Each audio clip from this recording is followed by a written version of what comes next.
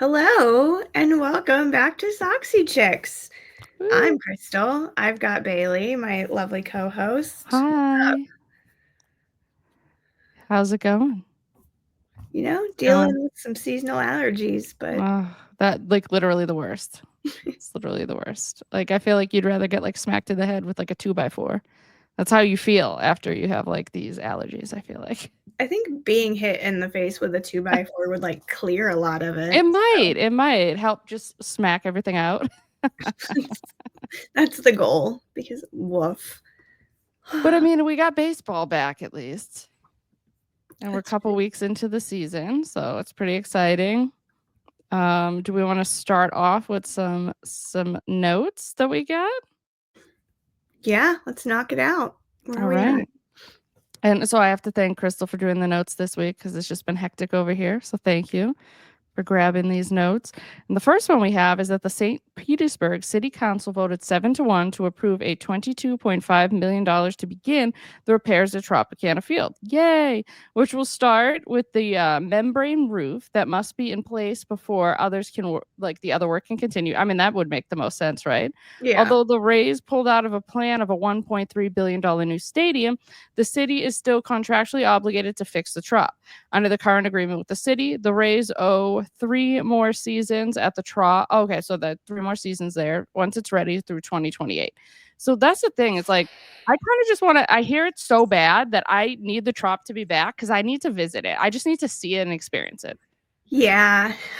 I've been there. It's been what feels like a million years because I was really young when I was there. So Mm-hmm. it's a bummer. Like, it's not that it's like a great ballpark, but it's sad when you see these parks go through it. And I was really bummed out. Yeah, I also just like never realized that the roof was like that type of material that like you think you live in a climate that gets tropical rain like all of these like hurricanes. You think that they would be like, maybe let's make the roof out of something that doesn't look like it's just a piece of paper. Right? Yeah. Because at the end of the day, that's really all it was. And seeing those pictures was just so sad. Yeah. And it's sad because it's like everybody can like shit on it, but it's still gonna be better than what they're playing in the Yankees frigging spring training home. Like the Tropicana is gonna be better than that because it's a major league experience no matter what. I mean, it might look like they can actually get good attendance now with the fact that there'll be like 11,000 seats to sell. Yeah. So maybe it'll look less like weird than like the Tropicana only being like a third of the way sold. But it still sucks. I mean, and it's not like it's like I don't know, is technically where the Yankees are in Tampa, is it closer to Tampa than St. Petersburg? Like, will it actually maybe be easier for people from Tampa? I Yeah. wonder. That was my understanding of it. Mm, It's not like a situation where you've got to deal with the A's in Sacramento because, yeah, again, we have 2 homeless teams this we season. really do. It's so sad. I really want to get up to Sacramento just to like experience that. Like just to see like what it's like there. I mean, it's obviously a lot easier. I can drive to Sacramento from where I live versus like, going to Tampa. And Yeah. I also don't want to like step for like a foot in something named Steinbrenner. So No, I don't think I need no. to go there. We have that I have that dilemma coming up for when I'm in New York soon. I was like, I'm gonna look at the probable pitching, and if Carlos Rodon is pitching the one game I can go to, I might go back to Yankees Stadium, but I don't really want to. Yeah, I've never been to Yankee Stadium. I almost went once because it was like I was in New York with a friend and we were like looking for something to do and the tickets were like oddly really cheap. And Mhm. I was just looking at like one of those apps and I was like, "Oh shit." But then we were like, "Nah, man, we'd have to get all the way into the Bronx." And then we just kind of like decided no, just because it was like the ends of the earth from like where we were. But I almost went. Almost went. We are staying in Brooklyn, so Mm, we're going to be close. We are still going out of our way to make it to Queens for a Mets game instead. The only reason we're staying in Brooklyn is because that's where the concert we had planned on going to is. So yeah. let's just stay close. There's also a Yeah. lot more options in Brooklyn of gluten-free things I can eat. So Oh, just that's good. staying where I could be comfortable. Yeah, not feel sick. Yeah, No, I hear the food is actually pretty good at City. I haven't been to City in years. it is. Oh, man, it is, especially when you get in so if you go in the Mike Piazza Lounge, they have, like, a ton of food, there's AC, there's, like, places to sit, there are couches and TVs, like, it's a really neat lounge, and you don't have to have a special ticket for it. Oh, that's nice. And when I was there, I got the helmet nachos, and oh my goodness. Yeah, see, that's the thing is, like, it because it's massive. it's big. But everything was so good. Everything I had there was really good. Yeah, that's what I've heard because, like, I feel like the food at Fenway is, like, uninspired, and they try to, like, do something, like, fancy every once in a while, and I'm like, "That still looks not good, man, like, up your game, Fenway." Like, they'll be like, "Ooh, we have lobster rolls." Who gives a fuck? I could get a cheaper lobster roll outside of Fenway. I was about to say you better have lobster rolls in Boston. Jeez. But I'm just like, "Ooh, I could get a lobster roll." Well, no, I don't want a lobster roll when I'm, like, watching a baseball game, especially when I could just get it cheaper elsewhere. And sometimes I feel like the food outside of Fenway is better, like, the sausages from, like, the little carts are better out there than anything you could get in there. So I'm like, "Fenway, you gotta up your game with the food." Do they have crab fries? Because I know You that's know? that's I don't know. a Baltimore staple. That would make sense. That actually sounds good. I would maybe get crab fries. But that's the thing, that's, like, something at least a little fun and zany, Mhm. whereas, like, a lobster roll is just like a lobster roll. They're not doing anything fun, they're not doing anything interesting with the lobster, but, again, I haven't been to Fenway since, like, 2019, so I have no idea. They could be changing it up. I've been more recent than you, but I Mhm. can tell you they have not Not really. yeah. It was very uninspired. And the pizza used to be better too, because I'm like a Papagino's hoe, and I love Papagino's, and it used to be like Papagino's in there, and then it was like Pizzeria Regina for a while too, which was good, but now there's like a new pizza in there where I'm just like, go back to the old pizza, please. If I'm gonna waste money on pizza at Fenway, like at least make sure it's like Papagino's. Yeah. Well, we'll What see. can we do? We could do a whole talk about food. Maybe that would be a fun episode, ballpark food. Would be ballpark Right? food. I feel like maybe I don't remember. I've had to write so much about baseball. I feel like I talked about fun food once, but That'd be cool. I'll have to go back to the Let's do Crystal it. archives. Yeah, find it and see if anything's updated. Yeah. So Freddie Freeman slips in the shower Oh, Freddie. because, of course, he goes on the 10-day injured list retroactive to March 31st. This is the same ankle that late last year he needed to have surgery on in the off season. So, way to go. Yeah. This is why you wear shower shoes, I guess. I don't know, but it's also like you're like so rich, like you don't have like a shower that's like super nice on your feet, like non-stick slip. Like I don't know. And he just like I'm like you're like a 35-year-old man, you're just slipping in the shower. I don't know. I don't want to judge people that should lip in the shower. I mean, it could happen to me tomorrow, so no bad vibes. As a klutz, It could happen. and as Freddie someone seems klutzy. who sees way too many Final Destination movies, like I don't want to jinx it, but at the same That is time, true. yeah, that seems like a silly injury for a I Major know. League Baseball player to make. Yeah, that you like slipped in the shower. It's like, whoops. But again, it's the Dodgers, so they don't miss a beat. I feel like Freddie Freeman could like have his entire body explode, be out the whole year, and the Dodgers would still like cruise to like 100 plus wins. Easily, unfortunately. Like it's at least after like their one loss was against the Phillies, who like the Phillies are good, but they're still like not like the Dodgers are just making it look so easy, and I kind of hate it. Yeah. All right, let's see what else we got on the docket. All right, so my old friend Nathan Eovaldi pitched a 4-hitter for the Majors' first complete game of the season against the Reds. He struck out 8 and walked none. Yeah, that's the thing is he doesn't walk people often. He even did it here. It's great. We love it. In his 5th career complete game, the right-hander threw 99 pitches. Ooh, that's sexy. 70 for strikes. It was his first shutout since April 29, 2023 against the Yankees and number 3 for his career. Like that's good. He's so too good. good. Like he is. And he was debating on like, do I go back to Boston or do I just stay home? And I guess, Craig Breslow couldn't sweeten the pot enough to make him leave Texas. So here we are. I would have loved to have had Nate back. Like if you could give me Nate instead of like Walker Bueller any day. Oh, well, yeah. Yeah, any day. But I feel like that's who you could have allocated your money more towards instead of giving like 21 to Walker Buehler. I understand there's like upside there, but so far it looks like Walker Buehler might be just washed. I hope he's not. I hope he's i.e. Crow and he just goes completely off and is like Walker Buehler of like 2021. But so far in his 2 starts, it has not looked that great. So I would have rather have Mr. Nate Eovaldi, and he loved pitching here, Mhm. So Yeah, when I think of him, I think of Boston. I don't think of him on, I don't think of him in Texas. I don't think of him anywhere yeah. else. I think of him in Boston. It's so weird that he's like I don't know, Texas Rangers just don't feel like a real team. Even though they just like won a championship and like it just doesn't feel like they're real. It's like the Rays. Like that doesn't feel like a real team. I'm sorry. That reminds me, I want to see where Dane Dunning is now because I know he was. Yeah, he was on. Didn't he get traded from the White Sox to them, or was it He he there? did. That He was did the Lance Lynn trade, a Lance Lynn trade. which we'll get to Lance later in this, but I don't know where he is now. I don't. Is he Yeah, active? placed on the waivers. Oh. I don't think he is anywhere right now, which is Oh. kind of wild. He was good for like a hot minute. Yeah, he's not playing anywhere right now. Oh.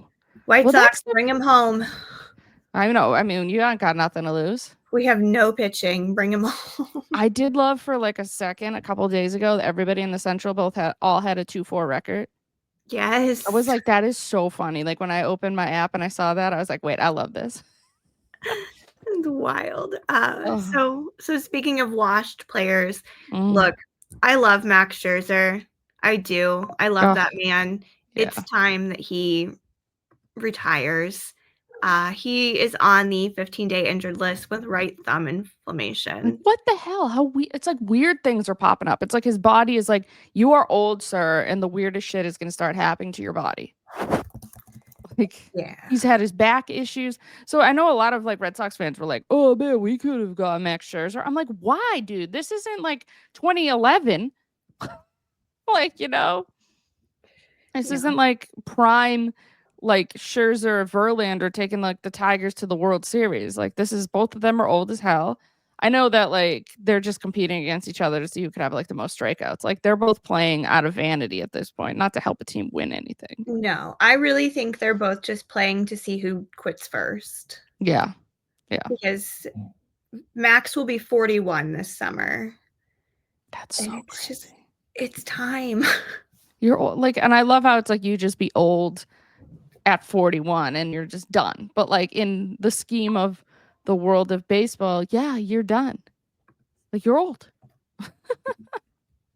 So I'm just like, yeah, it's hard for him to come back. And the more I watch him now, the more bummed out I am because I love him so much that it's tough to watch. Yeah. I mean, they don't make them like him anymore, where they're just dominant and crazy. I mean, potentially that's like kind of what I'm hoping that, like the Red Sox could be getting out of Crochet, because like the Crochet's start that he just had was absolutely amazing. And he looks like the type of guy that's like, don't take the ball from me. And I'm like, oh God, I miss those days. I miss those men.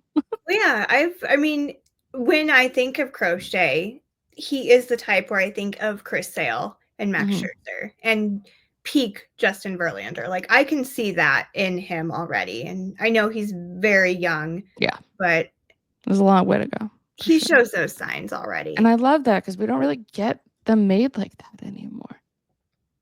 But next up, so some news for the Baltimore Orioles. They placed outfielder Colton on the injured list with a left thumb fracture. That's brutal.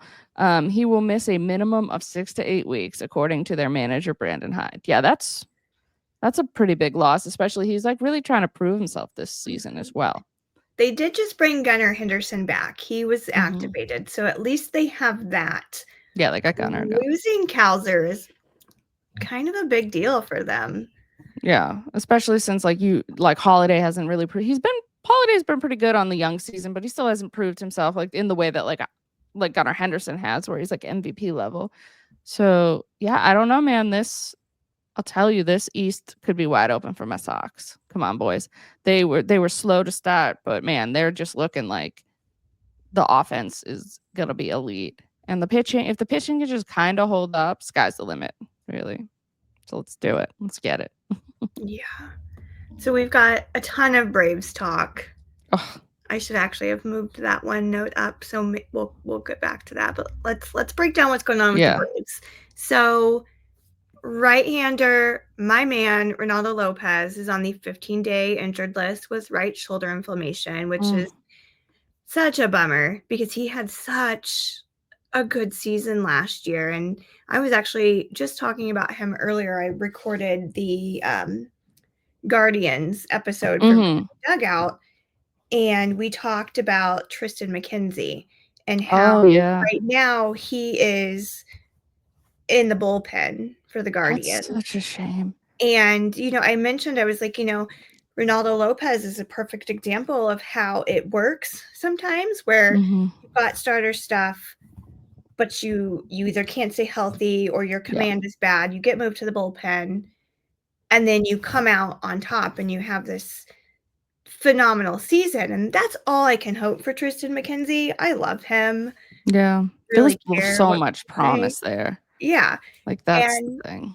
And now he's injured. So hopefully it's nothing too serious, but yeah, that was like that's the thing with like Garrett Whitlock. Like, Whitlock has number 3 starter stuff that just can't stay healthy. So when he goes to the pen, he's just an elite weapon, which is I'm not complaining about that, but I would rather like a potential upside of a number 3 if you could stay healthy. But it is what it is if you can't stay healthy. They did that with Michael Kopech too. He didn't want to be on the White Sox, and that was totally fine. But once he moved over to the Dodgers, he became a bullpen weapon. Must be nice. Must be nice, And I was time and time again, man, whatever happened with the Red Sox and Chris Sale and them getting peanuts for him from the Braves, I will still say that trade 10 times over is incredible how the Red Sox got all the value and the White Sox got absolutely nothing. When we gave you at the time the best prospect in baseball and then a really promising what we thought could have been a starter arm with Kopech as well. So it's just kind of crazy. Hopefully, at least, Teal will be a value. Braden Montgomery will be a value to you because I feel like it can't happen twice, right? And hey, the Red Sox could use Teal right now because, man, Connor Wong still can't. It's like his catching has improved and his offense has just went right down the tube. So it's like he can't have them both at the same time. So having a good catching prospect would be nice, but I'd rather also just have Garrett Crochet, especially with extending him. I am cautiously optimistic about Kyle Teal. He's still down in Charlotte right now. So I'm kind of excited for the idea of him coming up, and he looks great in Charlotte. Yeah. So I'm hopeful. Yeah, I think if anything, he could be an offensive first catcher, which, I mean, there's really nothing wrong with that. Like, no. But yeah, some more Braves talk, though. We love this. 41-year-old Jesse Chavez, who I feel like literally because he's 41 has been around for ancient times of years. It's crazy. Signed a minor league deal with the Braves on March 23rd, and he was released by the Texas Rangers. So then the Braves picked him up. He's been kind of everywhere. He's been with the Braves a bunch of times too, I feel like. I remember him in Oakland. Like, damn, I'm good for if he's somewhat gonna be, I don't know. It's like, can he be effective? Like, who the hell knows? Honestly, I mean, the Braves are down so bad right now. It's crazy that maybe it'll. Yeah, I looked it up. Apparently, they do have a win on the season, so they're 1-8. Yeah, but like, I mean, it's also we'll get into like the big drama that they're dealing with now. But it's like, why are they so bad? Because literally, outside of the Jerks and Profar stuff and a couple of guys going down, I mean, it's like this team should not be this bad. Like, it's crazy. I mean, like, it's catching up. I mean, yeah, you employ Marcelo Sooner, so for enough times, it'll catch up with you. But yeah, so as we briefly just mentioned, Jerks and Profar is out for 80 games for violating its performance-enhancing drug policy. He tested positive for HCG. He will be ineligible to play in the postseason under MLB's current roster rules and eligibility requirements. So the way the Braves are playing right now, I don't see them making it to the postseason. Yeah. I can count, like I can cross my fingers because I might hate the Braves more than I hate the Yankees, and that's saying a lot. I used to love the Braves, like when Freddie Freeman was on the Braves, and Marcell Ozuna was, I think, suspended for that run, so I don't think he technically has a ring, which is nice. So it's just amazing how like I don't know. I just don't know how you can. I mean, I say this as the Aroldis Chapman is closing out games for the Boston Red Sox, but it's like I don't know. I don't know how these people are still allowed to play in our sport. But I mean, the Marcell Ozuna stuff is just fucking crazy. Like, I hate it. I hate it so much. But yeah, and Profar. I mean, how stupid are you? Yeah. Like, how stupid are you? But I mean, everybody was talking about how his 2024 didn't make sense. Well, I think we know why it didn't. Yeah, I was gonna say this is why. Woo! Yeah, because it's like being like blah to like, oh my god, are you a superstar level? To like, oh, he was taking some performance enhancing drugs. But literally, the list is so long for what they can and cannot take. And then I love when it's like they'll come up with stupid excuses. I remember there was some tennis player from Italy being like, there was something in my mama's sauce. I was like, oh yes, your mother's putting steroids in your sauce. Like, I'm like, what are we doing? I like absolutely can't do this. Your mom put steroids in the tomatoes and juiced them up for you. Yeah, it's like, okay, so we're just gonna blame our mom for just making you steroid sauce, but okay. So yeah, it's like I haven't really heard anything if he's making excuses or if he's just like, you know what? Yeah, I didn't. He just apologized. But I was like, that is like the most easily detected one too. Yeah. But I do love that, like, they're probably in San Diego playing really good baseball right now, being like, yeah, dodge the bullet, baby, dodge the bullet. They have to be. I hated him on the Padres. Oh, I was so mad. So Yeah, good for them. And the Braves just got swindled, which is like the Braves spent so many years locking up extremely incredible talent for like no money. So it's nice to know that full circle can happen when they then go and waste money on somebody. And then it's like pop for the steroids. Dummies. Crazy. But some fun stuff. Cubs catcher Carson Kelly hit for the cycle against the Athletics in the franchise's first game in Sacramento. Kelly ripped an RBI triple to the top of the 8th inning to complete the cycle. It's the first cycle for the Cubs since Mark Grace in May of 1993. Now, my question is, I know it can go down as a cycle, but would that have been a home run if they weren't in a AAA ballpark? Like, yeah, I bet it would have been. Yeah. Okay, good. As long as like it's like, oh, okay, because if it just like dings over the wall versus, if you were like playing in Oakland, would it have gone out? Because I'm always like, it's kind of like I love Brock Holt, but like Brock Holt's completion of the cycle in the postseason for that home run was off of a position player. Yep. So I'm like, yo, cool. You get. I guess you got the cycle. Should it have counted? I don't know. There's a gray area. Yeah, there is. But I mean, it's good to know that it's like, oh, if you hit something like 450, it's like, well, cool. Like you did it. And that's pretty cool. Sad again for Athletics fans. They show up to their brand new place of where they'll be watching their team play to only have the opposing team hit for the cycle. His poor team. It's like I don't want them going to Vegas, but like I want Vegas to happen just so like they can at least get a nice stadium. And I mean, I don't know. I mean, it's so weird to me that are people going to show up for a baseball game in Las Vegas? Like, it just seems so much easier for like a hockey team because there's just so many less games. It's going to be indoors. I don't know if this is going to have like a retractable roof. I don't really know enough about what's going on. I would hope, because Christ almighty, you will die if there's not something there to protect you. But so when I think about Vegas sports, and I say this, my aunt is a Golden Knights fan. Mm-hmm. And I think that their fan base is pretty good. But Vegas is going to just be a tourist city. People, and I know people live in Vegas and whatever, but when I was there just over the fall, I was in Vegas in October. Mm-hmm. So in my Uber on the way to something, my driver drove me past the site where they're going to be putting it up. Yeah.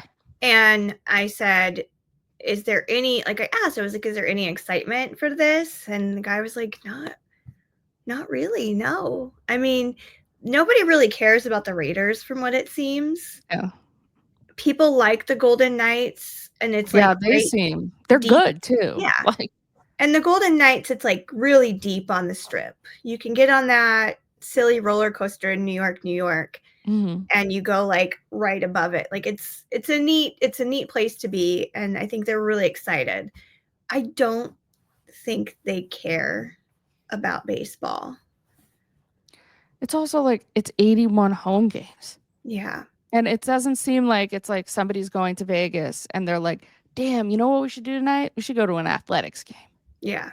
They're like, "No, we're going to go to a club or we're going to go to a show." Or at least with hockey, it's like, and this comes from somebody who loves baseball.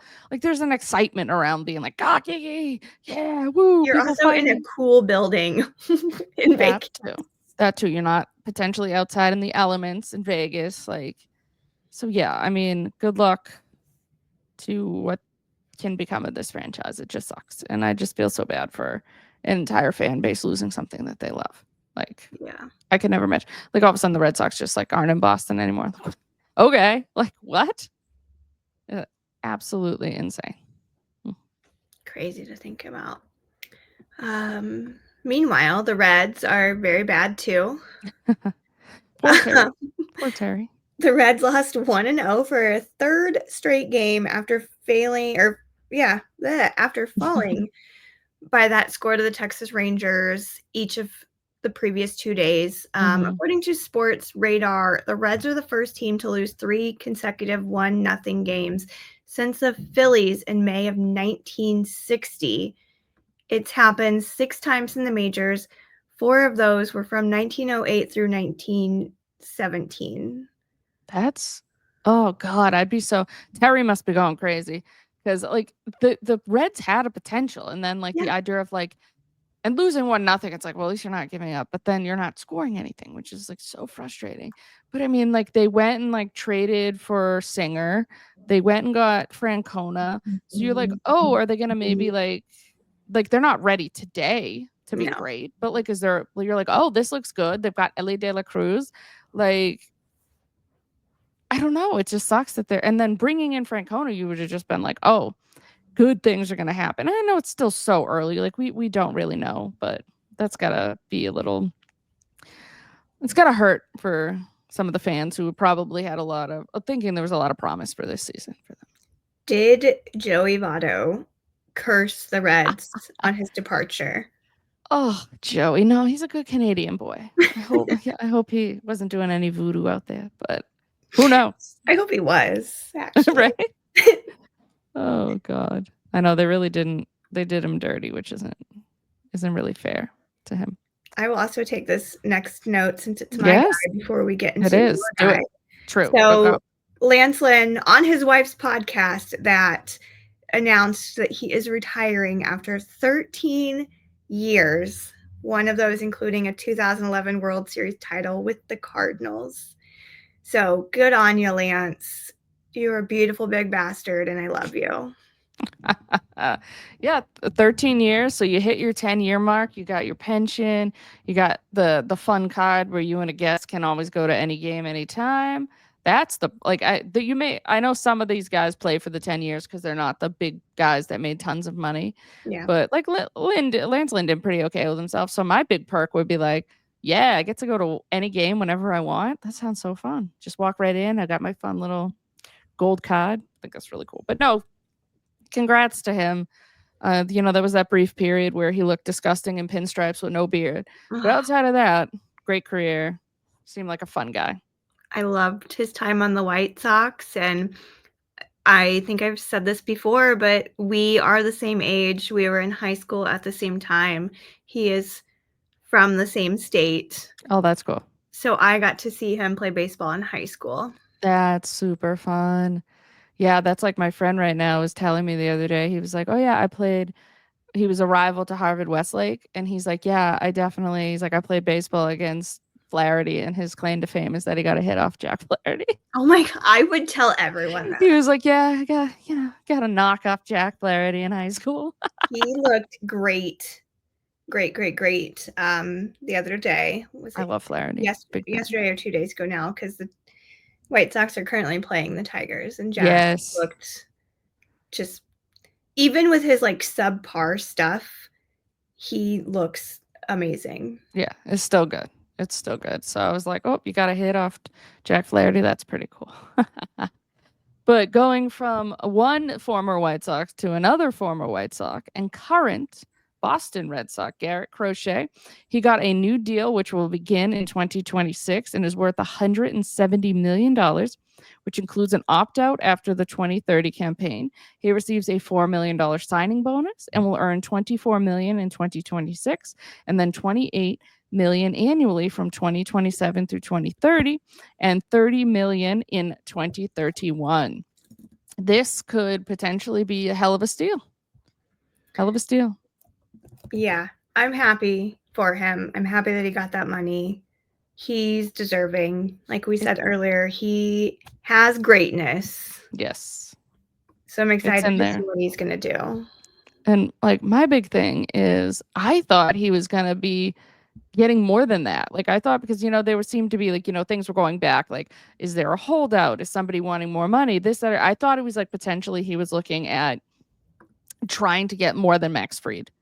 I know he's not as proven as Max Fried, so like that's why you would have been like, this is kind of silly to try to get that, but like the potential is so much better than anything Max Fried has ever been. So I'm like, oh, is he trying to hold out for like maybe like 219, 220? But no, I mean, he's rich as hell right now, enjoying his life as a 25-year-old. Is about to make $170 million, and things can change. He can do that opt out. That opt out can mean he goes somewhere else. It can mean that the Red Sox renegotiate with him.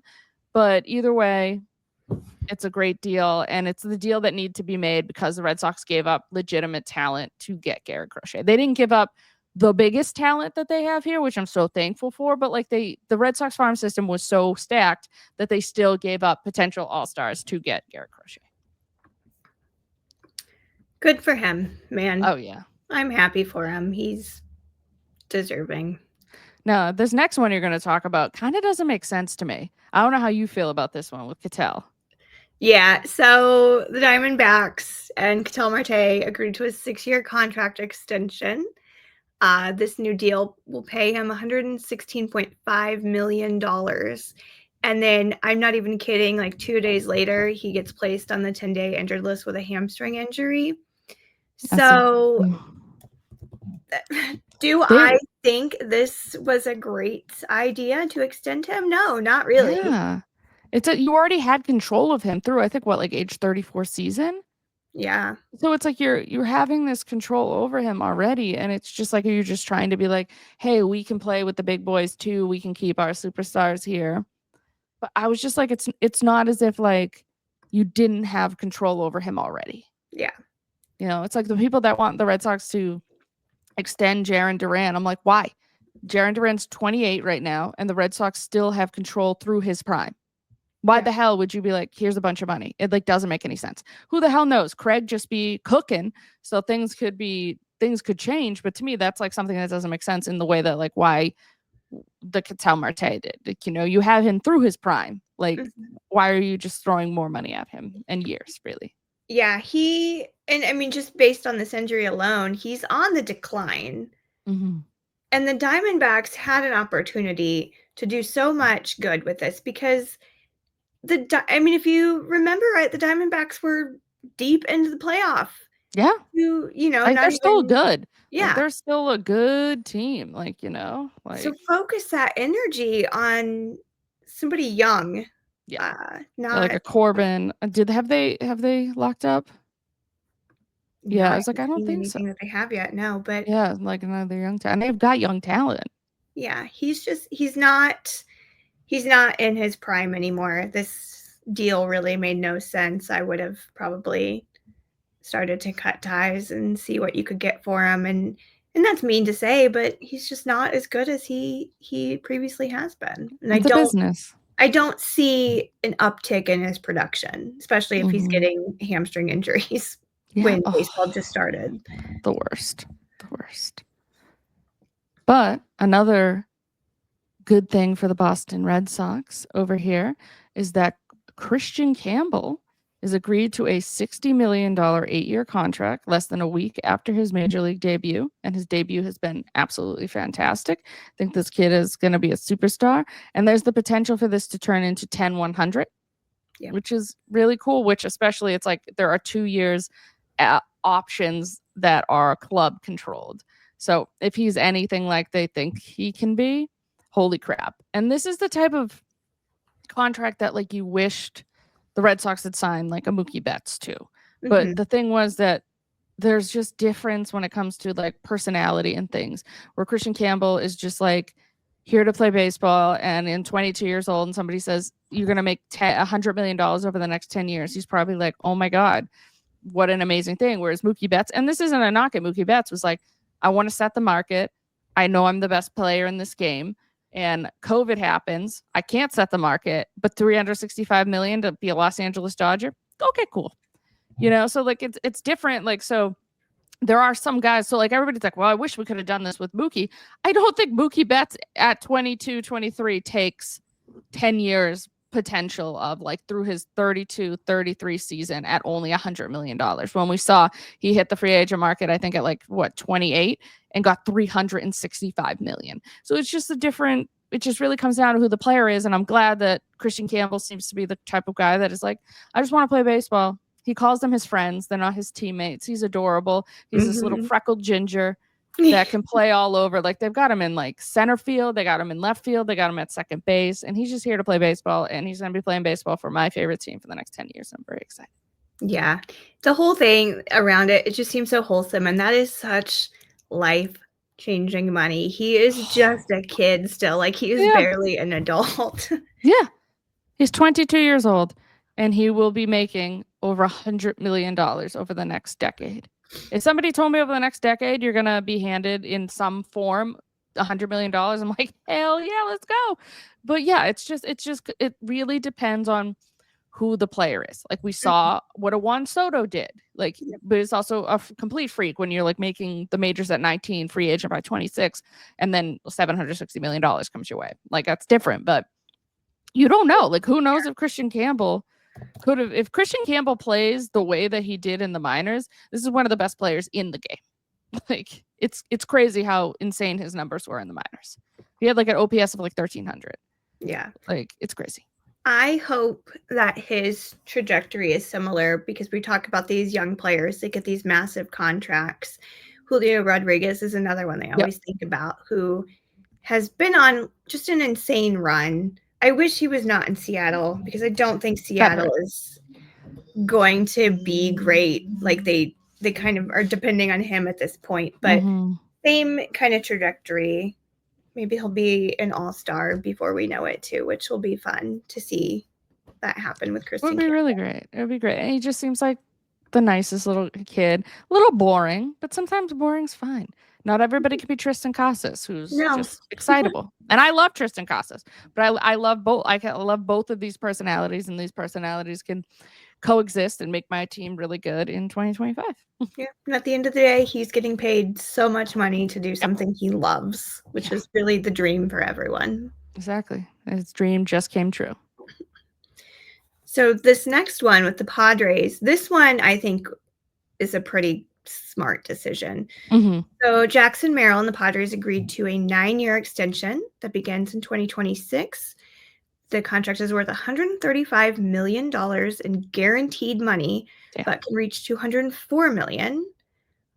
Who adds the $30 million club option for a 10th season, which can be converted to a player option. Merrill can modify the 2035 option with a top 5 finish in MVP voting in any campaign. Performance escalators can also take the pact to $165 million with 500 plate appearances in each season throughout the contract. This does not include any opt-out clauses. This, I think, is a smart move for the Padres. Yeah, I agree too. Like they just throw money around frivolously, and this one seems like a smart way to be handling it, locking up. I always forget how young he is too. Yeah, like he's so young, and it's like, okay, you're gonna have him for the next potentially 10 years at most 204 if he plays to his potential. Like again, this could be just such a steal, and he seems to be like Also, who doesn't love living in San Diego? So Right. come I on, would love to. let's be real.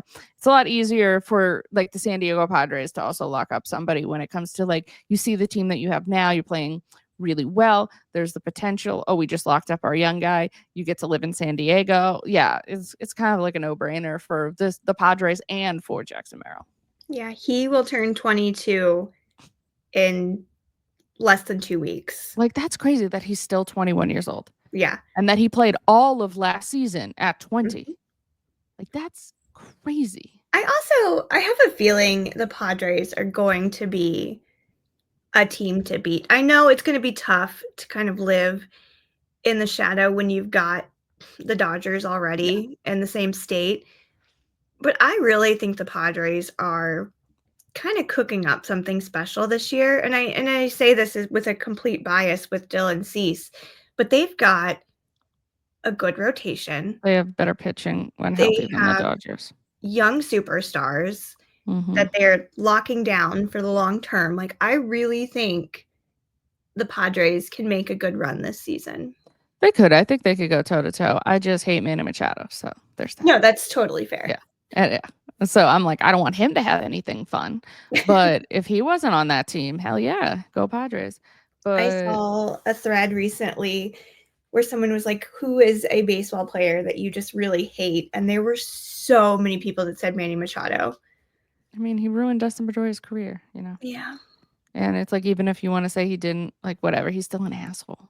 Like, and he comes off as an asshole. And it's different from like Bregman asshole or Correa asshole that I was like, oh man, if this asshole was on my team. And now one of those assholes is, I love that asshole. Like, they've proven that they can at least get the job done. Yeah. Whereas I'm like, nah, this man just an asshole. And yeah, a choker. Last out in the 2018 World Series. Like swinging like he was on fire. Like it was a terrible swing. But again, it's Chris Sale, you know, just throwing chucking his stuff. But yeah, no. So I think it's brilliant. This is a brilliant move by the Padres, who just are still kind of in a weird limbo with like their ownership and everything. Mm-hmm.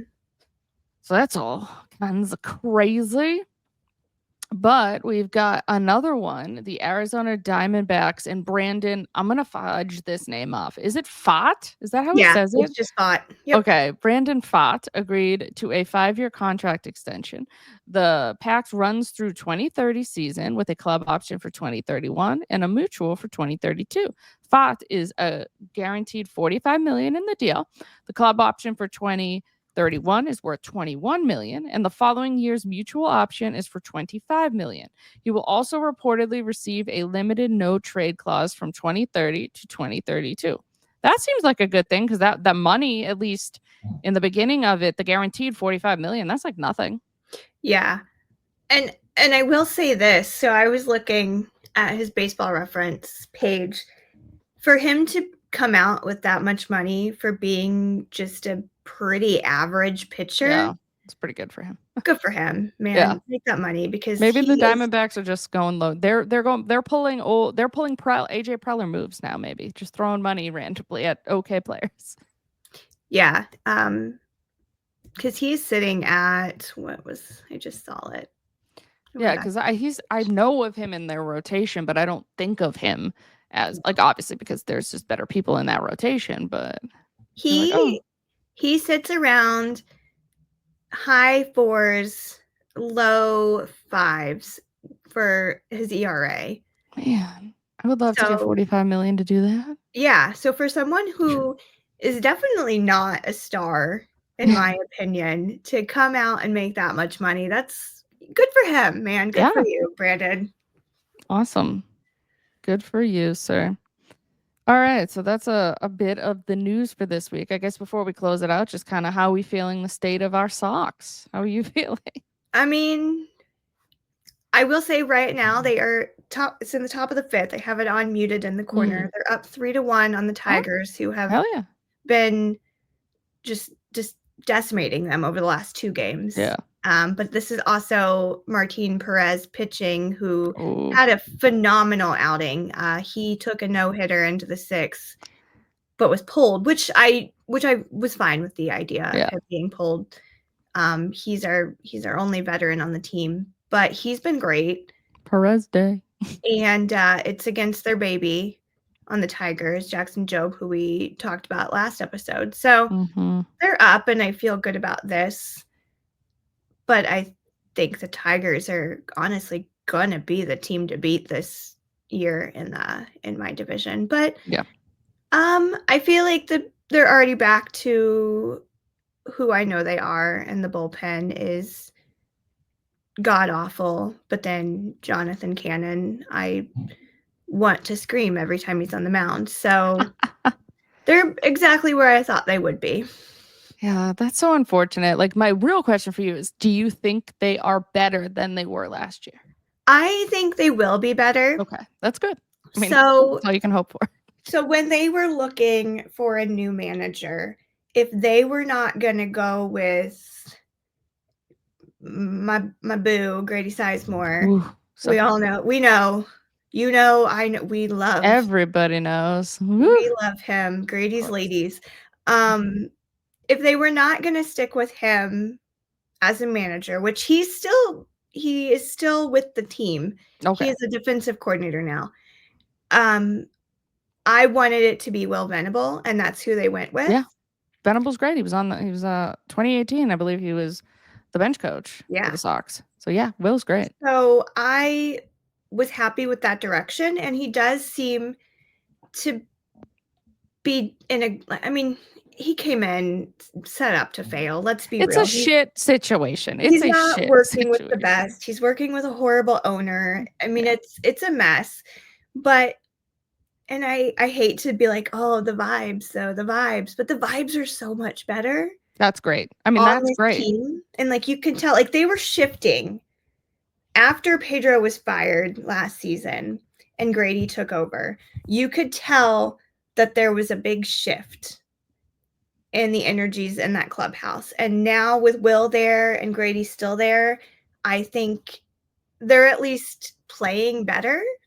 They're going out, they're actually trying. They just need to get rid of Ethan Katz because the pitching is just abysmal.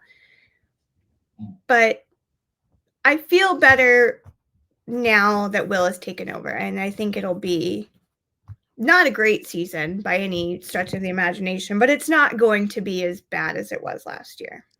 That's good. That's good. Now, Katz, though, wasn't he there like when you guys had good pitching? And Yes. Wasn't he supposed to be like, yeah, he's the Harvard Westlake guy, right? Isn't he? He fixed Lucas Giolito briefly. Yeah. That sucks that it's like not going as well. But he's been, and then we saw Lucas completely decline. Yeah, that's true. Yeah. So kind of hoping that Lucas can be good. I mean, we'll see. It's going to be soon that he's going to make his finally his debut with the Red Sox. Lucas, I will say about him, he has the stuff to do it. Yeah. I think he could be great. I do. He's not going to be your first, second, or even third necessarily, but I think he's going to be fine. Just don't let him play early games. Like don't give him that 11 a.m. start on Patriots Day. Yeah, not the Patriots Day game. Stay away. Don't make him start. He's rough. He's a California boy. He can't do that. I will never forget. I was watching that game and he just got shellacked by the Red Sox. Yeah, that was a great day to be alive for the Red Sox. Just brutal. So don't put him in early starts, but I think he'll be fine. Yeah, I'm excited. It's like we started off, it was looking pretty brutal, looking grim. It's like nobody could hit. But now it's like the offense is starting to like warm up, come alive. And if this is a top 5 offense in baseball, and it's all going to come down truly to the pitching. Bullpen's like been looking pretty good so far. I hate that Aroldis Chapman, that they may have unlocked something in like Andrew Bayleigh being like, why are you throwing 105 miles an hour when you throw 97? You could command it better. And he's looked so good. And I hate it. Like if he wasn't a horrible person, I would be so excited being like, oh my God, did you fix Aroldis Chapman? Like, is Aroldis Chapman finally going to be like amazed? Like it's already been a great pitcher, but like you unlock the control issues with him. Like, holy shit. So there's that. But outside of that, Isn't Liam back on the injured list? Yeah, so I don't know, he might be done. Like, he looks Yeah. awful in spring training. And again, it's spring training. You can't really go off of those stats. But then they IL'd him with like what felt like it was a phantom one, more just to figure some stuff out down there. And man, I don't know. I It's want him to hard. be good. It's hard enough coming back from Tommy John, but you also have to think he had cancer. Yeah. Is coming off of cancer to come back to then get Tommy John to come. So yeah, you're just quite literally dealing with like so many things with your body. And he's 36. Yeah, he's not a spry chicken anymore. Yeah, he just turned 36. It's one of those where like you hate it because he's a good dude. Like he's a Max Scherzer. He's fun to watch. He's crazy, but buddy, it's time. Yeah, I think it might be. They're gonna definitely roll him out there, and he's probably gonna get blown up a bit. But I mean, I hope he doesn't. I hope he does really well, and it's just like, wow, he figured it out and he's back. But I don't know. I mean, definitely it was good to give him a little bit more time, get some rehab outs for him there. But yeah. But I'm excited. I'm excited for my Sox. So go Red Sox, go White Sox. I hope you win some games, except for when it's against the Red Sox. Yeah, I was about to say. I just hope we don't lose 121 games again this season. Hope so too. Just lose like 90 games. Yeah, 120 is just damn. Like I can't even. And Red Sox fans complain when they're 81 and 81. I was about to say, you're not a White Sox fan. Just be happy. Right. Oh, stop complaining. Take your ball and go home, okay? Oh, all right. Well, this was fun. We're going to do back-to-back and record Visiting Dugout. So if we haven't changed our appearance, don't be alarmed. This is why. All right. See ya. All right. Bye.